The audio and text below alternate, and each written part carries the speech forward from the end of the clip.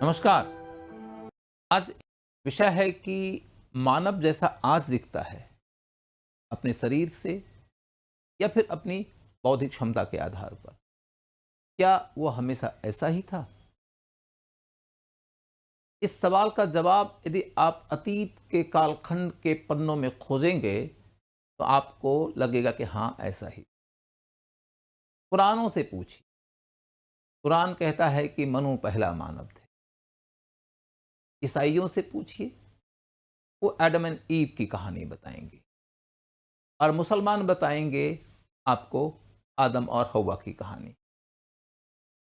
आपने गालिब का वो शेर सुना होगा शायद कि सुनते आए थे आदम का खुल्द से निकलना, लेकिन बड़े बेआबरू होके तेरे कूचे से हम निकले।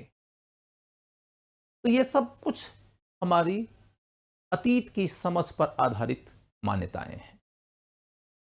लेकिन मानव जब एनलाइटनमेंट के एज में पहुंचा और इस विषय पर विज्ञान ने मनन करना शुरू किया, तो डार्विन ने एक क्रांतिकारी परिवर्तन ला दिया। 1859 ईस्वी के साल में उसने ओरिजिन ऑफ स्पीसीज नाम की एक किताब लिखा। इसमें वो कहता है कि जो तमाम जीव आज हमारे सामने दिखते हैं वो सब दिन ऐसे ही नहीं थे, इवॉल्व हुए हैं। इवोल्यूशन के इसी प्रोसेस को एक और वैज्ञानिक ने आगे बढ़ा दिया। मात्र 4 साल के बाद हक्सले ने कहा कि मनुष्य के विकास की प्रक्रिया को भी समझना जरूरी है, वो भी इवोल्यूशनरी प्रोसेस के तहत आज के स्तर तक पहुंचा है। यहां से मनुष्य के इवोल्यूशन की खोज की शुरुआत होती। जब उसके इवोल्यूशनरी खोज का विकास होता गया तो धीरे धीरे वैज्ञानिक विकास ने इतिहास लेखन को आधार देना शुरू कर दिया। मानव शास्त्रियों ने और वैज्ञानिकों ने यह निष्कर्ष दिया है कि आज हम जिस रूप में हैं यह होमोसेपियंस का रूप है, जो बहुत बहुत तो 34-35 हजार साल पुराना है। लेकिन हमारी शुरुआत तो कपि मानव के रूप में हुई, एप के रूप में हुई। तकरीबन 15 से 20 प्रजातियों के बीच से मानव का आज का पूरा जमात निकला हुआ है। वो 15-20 प्रजातियां कैसे कैसे एक्सटिंक्ट हो गई, कैसे कैसे दुनिया भर में फैल गई, इस बात की व्याख्या करने के लिए इतिहासकारों के पास में तथ्य नहीं है। लेकिन जब कोई तथ्य नहीं होता है तो फिर कुछ काम चलाऊ तथ्य खोजे जाते हैं। उन्हीं काम चलाऊ तथ्यों में से एक तथ्य है फॉसिल्स, यानी कि जीवाश्म। जीव के, मनुष्य के मरने के बाद उसका समाधान ठीक से हुआ नहीं, उसका शव यूं ही पड़ा रहा, पत्थरों के नीचे दब गया, उसका समस्त हिस्सा लगभग नष्ट हो गया, लेकिन स्केलेटन बचा रह गया। उन्हीं स्केलेटन्स के आधार पर हम मानव के आरंभिक दौर का अध्ययन करते हैं। बाद के काल में मानव ने कुछ एक उपकरणों का आविष्कार करना शुरू कर दिया, विशेषतः पत्थर के उपकरण। तो हम पत्थर के उपकरणों का भी आधार बनाकर उनके बारे में पढ़ते हैं। इस क्रम में हम इस निष्कर्ष तक पहुंचते हैं कि शुरुआती दौर में रामापिथेकस के दौर में मानव था, जब हम उसे कपि मानव कह सकते हैं। वह 4 पैरों पे चलता था। लेकिन तकरीबन 6-8 मिलियन साल पहले तक आते आते मानव अब सीधा खड़ा हो गया। उसके आगे के जो 2 पांव थे वो हाथ में तब्दील हो गए। इस दौर का जो मानव है वो सीधा तो खड़ा हो रहा है, लेकिन अभी झुक के चलता है, यानी कि उसके 2 पैर 2 हाथ में तो तब्दील हो गए, लेकिन अभी भी वो पूरे तौर पर सीधे खड़े नहीं हो पाता है। तो पहले दौर के इस मानव को ऑस्ट्रेलोपिथेकस कहा जाता है। लेकिन फिर वह आगे बढ़ता जाता है। उसके अगले चरण में जब पहुंचता है तो मानव सीधा खड़ा होने लगा, यानी कि झुक कर चलने वाली उसकी जो सीमा थी वो दूर हो गई। उस फेज के मानव को होमो इरेक्टस कहा जाता है।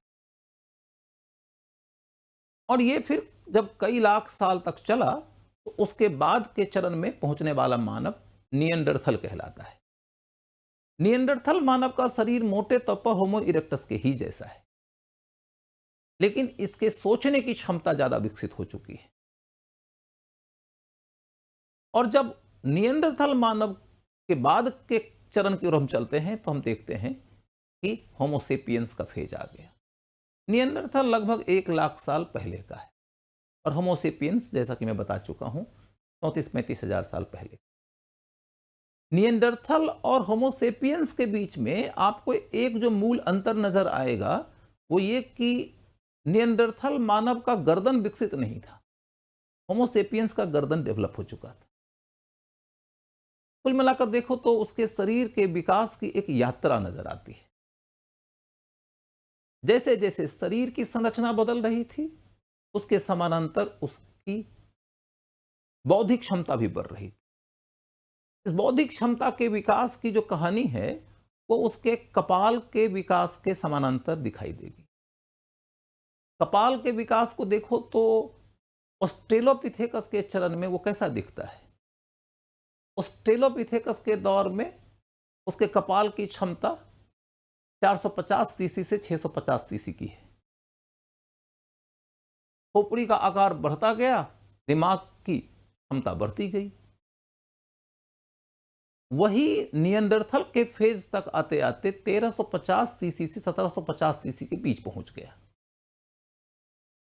और फिर निएंडरथल मानव हो या होमोसेपियंस, उनके बीच का रियल परिवर्तन जो है वह शरीर की संरचना का ही है। बौद्धिक क्षमता दोनों की एक जैसी है। इस क्रम में आप देखोगे कि मानव जैसे जैसे अपनी बौद्धिक क्षमता में विकास की यात्रा करता गया उसके आविष्कार करने की क्षमता बढ़ती गई। शुरुआती दौर में उसने पत्थर के कई सारे उपकरणों का आविष्कार किया, जैसे कि chopper, chopping, hand axe, cleaver, scraper. मैं इन तमाम उपकरणों के ऊपर अलग से एक वीडियो बना के आपके सामने में रखूंगा, अभी बस परिचय ले लीजिए। इसके बाद फिर देखोगे कि इन्होंने उपकरणों के समानांतर आग का आविष्कार कर लिया, भाषा का आविष्कार कर लिया।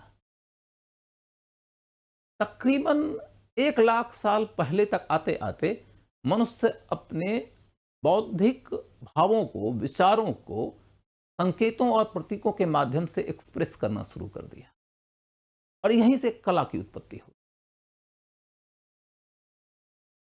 यदि आप इतिहास के कालखंड के आधार पर देखेंगे आपको यह पता चलेगा कि हमारा जो होमोसेपियंस है वो अपर पेलियोलिथिक फेज का उभार है। अपर पेलियोलिथिक से मेसोलिथिक की ओर जाता है, फिर वो नियोलिथिक तक जाता है। मेसोलिथिक के पहले तक के काल यानी कि पूरा का पूरा पेलियोलिथिक काल को देखोगे तो उस दौर में मानव का जीवन हंटर एंड गैदरर का जीवन था। लेकिन मेसोलिथिक की ओर जब जाता है मानव तो वह एक संक्रमण की ओर मुड़ता है। कौन सा संक्रमण? हंटर से पशुपालक का और फूड गैदरर से फूड प्रोड्यूसर का, और खाना बदोश नोमैडिक जीवन जीने वाले से स्थिर जीवन जीने वालों का। ये तीनों विशेषताएं नवपाषाण काल की है, नियोलिथिक एज की है। और जो मध्य पाषाण काल है, मेसोलिथिक पीरियड है, वो बेसिकली पेलियोलिथिक से नियोलिथिक के ट्रांजिशन का पीरियड है।